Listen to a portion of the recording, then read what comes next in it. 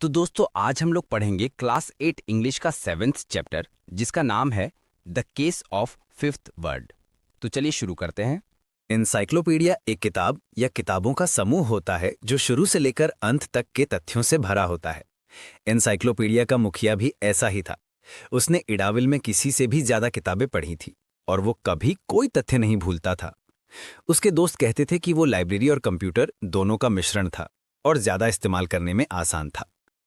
मंगलवार की रात खाने की मेज पर चीफ ब्राउन अपने मशरूम सूप को घूर रहा था।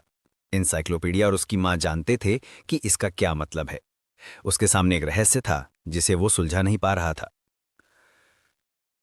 टिम नोलन का कल निधन हो गया, उसने तथ्यात्मक तरीके से घोषणा की।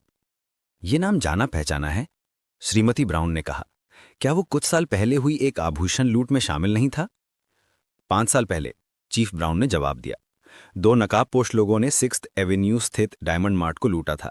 वे $10 लाख के आभूषण लेकर भाग गए थे। मुझे लगा था कि टिम नोलन को गिरफ्तार कर लिया गया है। उससे पूछताछ की गई थी, गिरफ्तार नहीं किया गया था। चीफ ब्राउन ने सही किया। मुझे हमेशा से लगता था कि नोलन और उसके एक दोस्त डैनियल डेवनपोर्ट नाम के एक व्यक्ति ने लूटपाट की है, हालांकि कोई सबूत नहीं था।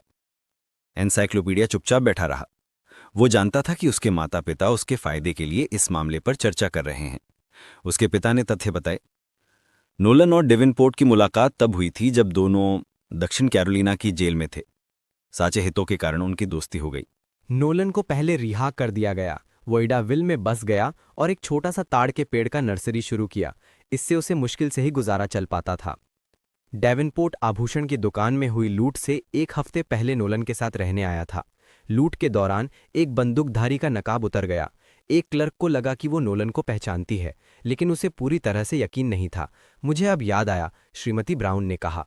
क्लर्क ने उसके खिलाफ गवाही देने से इनकार कर दिया और चोरी हुए आभूषणों का कोई सुराग नहीं मिला। डेवनपोर्ट को लूट के बाद से नहीं देखा गया है, चीफ ब्राउन ने कहा।